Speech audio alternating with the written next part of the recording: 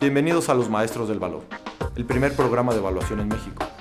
El día de hoy conoceremos al maestro Álvaro de los Cobos Ordaz. Él es arquitecto por el Instituto Tecnológico del Estado de Querétaro y maestro en evaluación de bienes por la Universidad Autónoma de Querétaro. El maestro Álvaro obtuvo su grado con la investigación Cómo evaluar una paloma mensajera, una aplicación del proceso analítico jerárquico. Lo hemos invitado para hablar este día sobre evaluación de semovientes, así que acompáñenme a la ciudad de Querétaro a conocer al maestro Álvaro, quien nos dará un vistazo al mundo de la colombofilia a través de los ojos de la evaluación. ¿Qué tal? Buenas tardes, bienvenido maestro Álvaro. Gracias. Muchas gracias por haber aceptado esta entrevista. Al contrario. Lo hemos invitado para hablar sobre su investigación, sobre un tema particular, la evaluación de cierto tipo de bienes en esta disciplina, evaluación de semovientes, ¿verdad? En particular, evaluación de una paloma mensajera. Entonces, pues recordemos que este es un programa dirigido a estudiantes de especialidad de maestría en evaluación, de tal manera que nos gustaría que los conceptos fueran quedando claros. Nos gustaría empezar preguntándole que nos explicara, por favor, ¿qué es un semoviente? Ok. Dentro de los bienes, semoviente es aquel tipo de bien que tiene capacidad de movimiento por sí mismo y que por lo tanto, dentro del tema de la evaluación, que es susceptible de un intercambio económico. Esa es la definición. En este caso, los animales, más para el tema de la tesis, las palomas de competencia. Entonces, entre los semovientes, pues hay aquellos que son muy especializados, como las palomas, y por lo tanto se habla de colombofilia, y pues los más comunes, sobre todo para consumo humano, como pueden ser cualquier tipo de ganado para consumo humano, reses, cerdos, ovejas, etcétera, etcétera. Ok, bueno, muchas gracias maestro. Nos gustaría ahora que nos platicara un poco sobre la historia de la colombofilia, en qué países inició, pues todo lo que nos pueda comentar un poco acerca de este deporte de especialización. La colombofilia significa amigo de las palomas. Comienza como un medio de comunicación muy rudimentario en el que el hombre se aprovecha de la gran capacidad de orientación que tienen las palomas. Casi todas las aves tienen un gran instinto natural para poder volver a su casa, un gran sentido de orientación, pero las palomas en específico, la ciencia hasta la fecha no se pone de acuerdo porque es uno de los animales con mejor nivel de orientación. Es decir, si la paloma nace en Querétaro y la soltamos nosotros en Durango, por sí misma puede volver al lugar donde nació. Entonces la colombofilia empieza como un sistema rudimentario de comunicación. Sin embargo, la competencia ya como tal, la colombofilia, es cuando los colombófilos o creadores de palomas de competencia comienzan a registrar los tiempos de llegada de las palomas, y es como surge la competencia en sí. Entonces consiste en que todos los colombófilos sueltan a sus palomas de un lugar determinado, y todas las palomas tienen que haber nacido en el mismo estado, en el mismo municipio. Entonces con unos anillos o chips especializados y con unos relojes con sensores, la competencia consiste en registrar cuál de las palomas llega antes que las demás. Esa es la competencia de la colombofilia. Ok, entonces, nace como un medio de comunicación, después se empieza a hacer deporte al momento en que empiezan a medir desempeños, ¿no? Así es. Y como los medios o la tecnología ahora nos ha invadido, al principio no había chips o GPS, ¿no? Era un poco más manual con cronómetros, y hoy en día ya la tecnología está ahí de lleno, ¿verdad? Así es. Y por ejemplo, ¿cómo podríamos, para nuestra audiencia, cómo podemos definir una paloma como tal? ¿Qué tipo de razas hay? ¿Hay algunos países que dominen esta disciplina en la actualidad? ¿Qué nos puede comentar acerca de esto? La paloma como tal proviene de la paloma silvestre conocida como Columba livia, que es una paloma que se le llama de las rocas, con mucha penetración, sobre todo en Europa. Entonces, esta paloma es físicamente muy similar a la que podemos encontrar en cualquier iglesia, en cualquier ciudad, realmente. Sin embargo, como sucede en la mayor cantidad de semovientes, la cruza continua ha hecho que los creadores comiencen a potenciar ciertos rasgos dentro de las palomas. El país que por excelencia es el fundador de esta disciplina y es el campeonísimo, por así decirlo, y es el que mayor conocimiento tiene en la técnica de crianza de las palomas, es Bélgica. Y comienza como una historia conocida con la familia Janssen de Arendon. Arendon es un pueblo en Bélgica donde esta familia Janssen empieza una cruza metódica hasta lograr la raza Janssen. Y no digo que sea la primera, pero es de las primeras que lo hace de una forma sistemática y ordenada. Y de ahí podemos mencionar algunas de las razas principales, como Meulemans, Dordin, Heremans, etcétera, etcétera. Pero de las principales podemos decir la Janssen, es la raza por excelencia. Ok, maestro. Y por ejemplo, las partes de la paloma, todo esto son las características que hacen, característica a una raza o a la otra. La pionera, como es algo que nos tiene que quedar claro, es Janssen, o de las primeras, ¿verdad? Así es. Las razas tienen diferencias a partir de, no sé, cola, cosas por el estilo. Sí. Primero, sí es una diferencia de raza, dado que hay algunas razas más musculosas, hay unas más esbeltas. Y aquí también es importante mencionar entonces la división que tiene la disciplina de la colombofilia como tal. Es decir, se divide en 3 o incluso a veces hasta 4 puntos principales, que depende tanto de la distancia o de la velocidad. Es decir, una paloma de velocidad típicamente no volará una gran distancia, pero es una distancia corta que vuela a gran velocidad. Medio fondo es una distancia un poco más grande con menos velocidad. Fondo es una distancia mucho más grande con menor velocidad. Y gran fondo es como si lo comparáramos con un maratonista humano. Entonces, aparte de las razas, la disciplina o especialización que tengan las palomas modifica su físico. Por ejemplo, las palomas de velocidad es como un atleta, como Usain Bolt, por así decirlo, ¿no? Es muy musculosa la paloma. Sus alas son mucho más cortas y no tiene mucha resistencia, pero sí es mucha explosividad. Y una paloma de gran fondo, al contrario, es mucho más delgada, no tiene tanta masa muscular, pero es más fibrosa. Sus alas son mayores, tiene muchísima resistencia. Entonces, esa es una división dentro de las palomas que podemos catalogar. Ok, maestro. Y por ejemplo, una de corto fondo, de corto alcance, de más velocidad, ¿cuántos kilómetros, para darnos una idea? Y una de gran fondo, como un maratonista, pues para darnos una idea, ¿cuánto es lo que vuela una paloma? Desde lo más corto hasta las de gran fondo. Sí, bueno, aquí podemos hablar de kilómetros. Entonces, una paloma de velocidad puede volar a 100 kilómetros, hasta 300 kilómetros. Y ya de gran fondo, 350 kilómetros en adelante. Una de gran fondo puede llegar a volar más de 1000 kilómetros. Entonces, sí, es mucha la diferencia en distancia y por lo tanto esa diferencia que te comento en cuanto a fisionomía. Ok, maestro. Y por ejemplo, ¿existe alguna definición oficial para una paloma de competencia? ¿Una paloma mensajera, colombófila? ¿Cómo se le llamaría? Sí, las palomas mensajeras como tal son aquellas cuya fisionomía y cuya genealogía las hacen capaces de competir en torneos calificados dentro de alguna asociación colombófila. Esa es la definición. Y las razas sí son muy distintas. Es muy distinta una raza los rasgos, físicos son muy distintos de una paloma de raza a una paloma silvestre, por así decirlo. Son mucho más musculosas, mucho más esbeltas, la forma de la cabeza es distinta. Y hay un rasgo muy importante. La coloración de los ojos de las palomas de competencia son muy distintas a las de las palomas silvestres, con tonos mucho más claros y con una pigmentación muy distinta.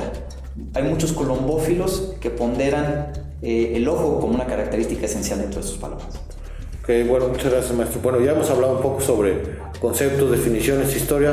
Vámonos encaminando un poco más hacia lo que es la investigación. Voy a decir, el nombre es Evaluación de una paloma de competencia mediante el método analítico jerárquico. Entonces, antes de entrar de lleno, solo hacer un pequeño paréntesis, comentar cómo se comporta hoy el mercado hoy en día en este tema, en la colombofilia, o un poco sobre la descripción del problema que plantea en su investigación. ¿Podemos empezar por ahí? Claro. Dentro de la valoración de semovientes en México, De manera oficial existe únicamente un método o una normatividad en la que se ponen ejemplos de semovientes de ganadería mayor, como reses, cerdos, ovejas, pollos, etcétera, etcétera. Y realmente es una valoración más por puntos, como se hacía anteriormente. En la cuestión de la colombofilia es totalmente empírico, es decir, aquí nos tiene que quedar muy claro que el colombófilo determina un precio. Aquí lo que se busca es estimar un valor. Es muy distinto en concepto y en la realidad es muy distinto, ya que los colombófilos, indudablemente todos tienen animales de raza, animales que tienen cierta historia, animales que tienen cierta ascendencia. Sin embargo, la calificación es empírica y esos montos económicos con los que se comercian las palomas, pues no necesariamente están correctamente justificados. Entonces, no existe en la actualidad un método oficial para los colombófilos en los que ellos puedan estimar un valor, sobre todo que sea justo, y por eso el tema de la tesis, el valor justo de mercado de un semoviente, que lo fundamente, que sea un monto que en lugar de ser un precio sin fundamento, sea realmente un valor. Ok. Bueno, ya tenemos claro entonces la parte de la definición de la paloma, cómo se comporta en el mercado, la descripción del problema. Abordemos la segunda parte del tema de su investigación, que sería el método analítico jerárquico. ¿Qué nos puede comentar a los estudiantes, para la audiencia, qué hay que saber sobre este método? Muy bien, de entrada es de los denominados métodos multicriterio, por lo tanto es uno de los nuevos métodos de valoración, es decir, sale un poco de lo que como evaluadores, incluso desde la etapa de estudiantes, estamos acostumbrados, los tres enfoques principales, ¿no? Mercado, el método físico y la capitalización de rentas. Sin embargo, y al tratarse de bienes muy especializados, bienes semovientes de alta especialización, como son las palomas de competencia, es importante que el método que se va a elegir nos permita tomar una decisión para que el valor que nosotros vamos a estimar sea el correcto. Y el HP precisamente fue diseñado por Tomasati tomando en cuenta distintos criterios de expertos en la materia. Entonces, como primer punto, nos permite a los evaluadores echar mano de los expertos, de las personas que sí saben mucho de los bienes en cuestión, y nuestra parte, la parte técnica y matemática del método, pues esa información vaciarla, procesarla y por lo tanto llegar a la estimación de un valor que sea justo. Es decir, no necesariamente tenemos que ser expertos en el bien que vamos a valorar, sino realmente aplicar correctamente el método, porque es un método matemático. Ok, entonces, bueno, recapitulando un poco, tenemos el sujeto de estudio, que es la paloma de competencia, la descripción del problema, puede que no se adapte a los métodos comunes de valoración, la parte subjetiva, y el método analítico jerárquico. Entonces, y los expertos, ¿verdad? Así es. ¿Cómo funciona el método? O explíquenos más sobre la metodología, sobre las variables, ¿verdad?, que pasan o hacen pasar por este tamiz. Primarias, secundarias, maneja usted en su investigación. ¿Puede explicarnos algo acerca de eso? Así es, este método obviamente requiere de aspectos que se van a calificar en el bien. Todo bien tiene ciertas características que le confieren valor.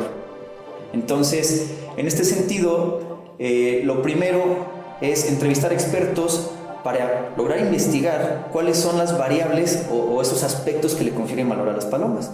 Y en este caso, en el caso particular de esta tesis, encontramos que los colombófilos determinan tres aspectos principales: los aspectos físicos, los aspectos genealógicos de la paloma y su desempeño en competencias. Esas son las variables primarias. Para este método, todo parte de esas variables primarias, qué tan deseables son. Y cada una de estas variables tiene a su vez variables explicativas secundarias. Explicativas porque ayudan a explicar el porqué del valor del bien. Como un ejemplo de las variables físicas, los colombófilos analizan la musculatura de la paloma, la osamenta de la paloma, su equilibrio, la forma de la cabeza, la forma del ala, el plumaje, por decir algunos aspectos. Todos estos son muy relevantes en ese aspecto. La ascendencia, por ejemplo, es importantísimo saber quiénes fueron los padres de la paloma, los abuelos de la paloma, porque ellos pueden haber sido grandes campeones. Entonces los colombófilos ponderan con gran importancia este aspecto. Y el desempeño, porque pues como todo atleta de alto rendimiento, puedes ser muy bueno físicamente, puedes venir de muy buena familia, pero si no das resultados, pues realmente no eres muy valioso en lo que haces, ¿no? Entonces, estas son a grandes rasgos las variables que se manejan para el análisis de las palomas. Ok, entonces, recapitulando, después de entrevistar a los expertos, la información que obtuvo de lo que se fue, o sea, en este método hay que entrevistar a los expertos, ellos dan las respuestas, que en este caso fueron las variables físicas, como el ala, etcétera, la genealógica o el desempeño, y ya que se corre ahora sí toda la información, la paloma, el problema, el método, etcétera, ¿qué conclusiones, qué resultados se encontró que nos pueda compartir sobre la investigación? Bueno, aquí lo importante es, hay que recalcar un aspecto crucial del método analítico jerárquico, y es que dentro del método se desarrolla un ratio de consistencia o un índice de consistencia. Es decir, aquí imaginémonos que los colombófilos, muchos colombófilos, están analizando un animal al mismo tiempo. Entonces cada uno tiene una opinión y al final se ponen de acuerdo para darle cierta calificación en algún aspecto, en alguna de las variables a ese animal. Y este método tiene un porcentaje. Si ese porcentaje es el adecuado, quiere decir que las opiniones de los expertos están siendo congruentes. Entonces, quería resaltar este aspecto porque dentro de los resultados de la investigación se partió, como decíamos al principio, de un precio obtenido de manera empírica dentro de las comparables palomas que se comparan respecto a un sujeto que queremos valorar. Sin embargo, en los resultados, ya tomando en cuenta ahora sí todas las características que ellos mismos como expertos analizan en una paloma y procesándolas en este método analítico jerárquico, nos damos cuenta, empezando por los colombófilos, de que el valor justo que deberían de tener sus animales pues dista mucho del que ellos suponen que tiene. Entonces ellos mismos como expertos en palomas se dan cuenta de que sí es necesario un método que les ayude a sustentar realmente lo que merece en cuanto a valor los animales. Entonces realmente el resultado de esta investigación pues sí fue sobresaliente en ese sentido. Una cosa es lo que nosotros creemos que las cosas valen y otra cosa es lo que realmente vale. O sea que digamos que una vez que se establecen las relaciones entre las características de los diferentes estudiados y el dinero, puede ser como el equivalente a quitarse un velo, ¿verdad? Los colombófilos de que digan soy muy subjetivo o no tanto, ¿verdad? Aquí, sobre todo, uno esperaría una reacción adversa para aquellos que fueron mal calificados y, sin embargo, todos concluyeron que métodos como el analítico jerárquico para el quehacer de ellos es crucial, sobre todo porque, aunque es una disciplina muy especializada, sí existe un mercado grande a nivel mundial de palomas mensajeras. Es una comunidad extremadamente activa.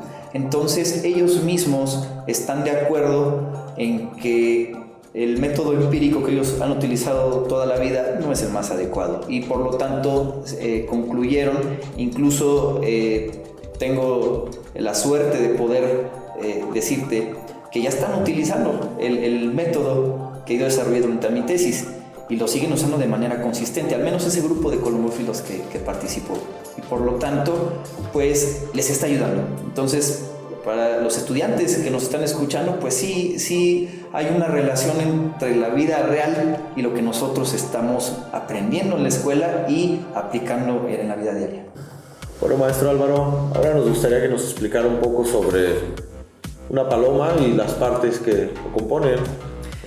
Sí, mira, estas tres láminas que estamos viendo ejemplifican muy bien aquellos aspectos que los colombófilos ponderan de sus palomas. De entrada, esta imagen con las manos es la forma empírica. El colombófilo toma en las manos el animal y empieza a palparlo, empieza a mover sus alas, empieza a ver sus ojos, la cabeza, y así determinan qué buena paloma o qué mala paloma. Entonces, totalmente empírico. No que no sirva, pero no hay mucho sustento. Cuando menos, como vimos en la tesis, realmente los resultados no por lo general no son muy óptimos para determinar un valor. Esta, por ejemplo, es una cédula de ascendencia de una paloma. Decíamos, es importantísimo saber de dónde viene una paloma, qué raza es, cuál fue el desempeño también de sus padres, de sus abuelos, de sus hermanos en competencia.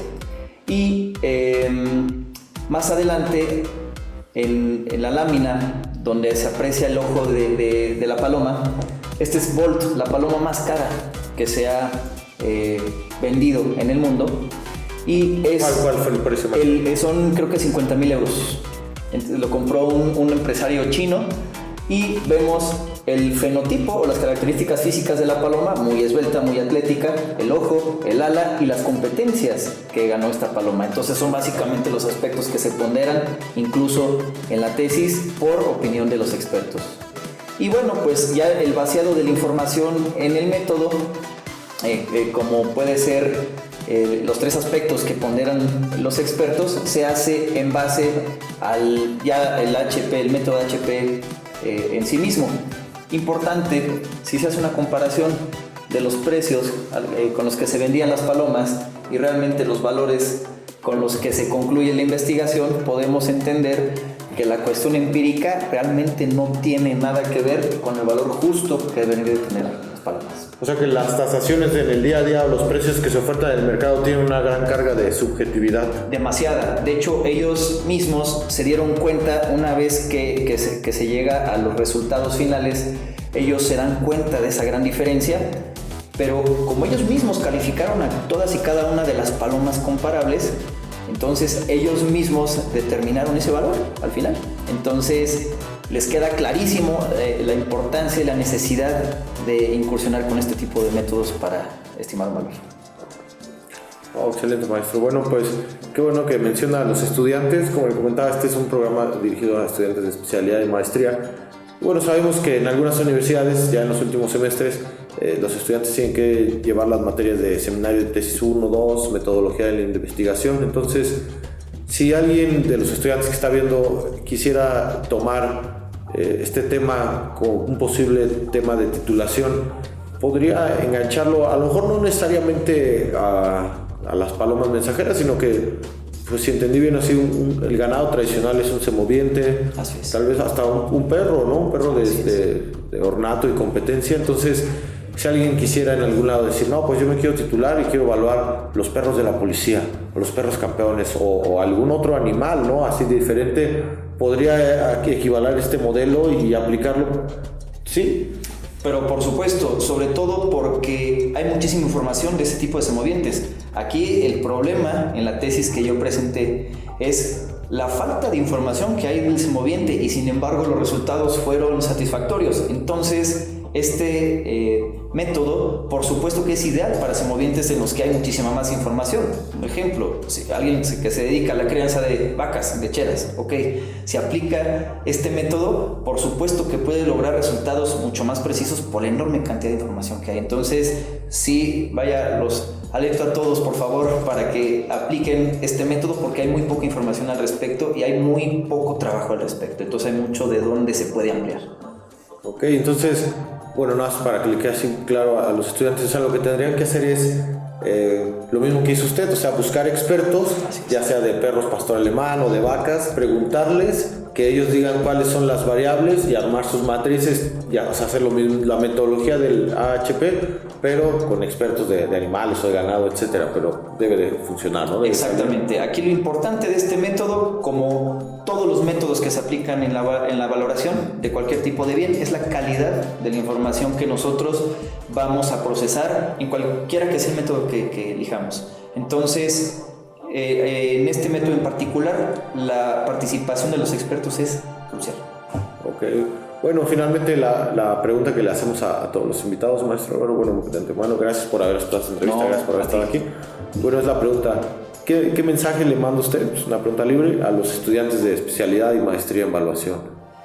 Sobre todo que se atrevan a salirse de lo común, que no todo en la valoración son los tres métodos o los tres enfoques más utilizados, no por restarles valor, pero hay mucho que explorar.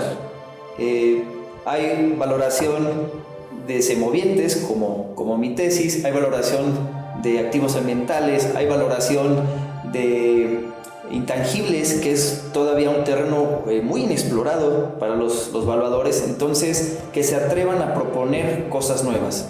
Lo peor que puede pasar es que aprendan un poquito más. Ese es el peor de los casos. Entonces, atrévanse. Ese es mi consejo. Bueno, pues muchas gracias, maestro, por haber aceptado No, esta al entrevista. contrario, gracias a ti. Muchas gracias por habernos acompañado. Los espero en nuestro próximo capítulo, donde conoceremos a nuestro siguiente maestro del valor, que nos ayudará a entender por qué saber evaluar es saber pensar.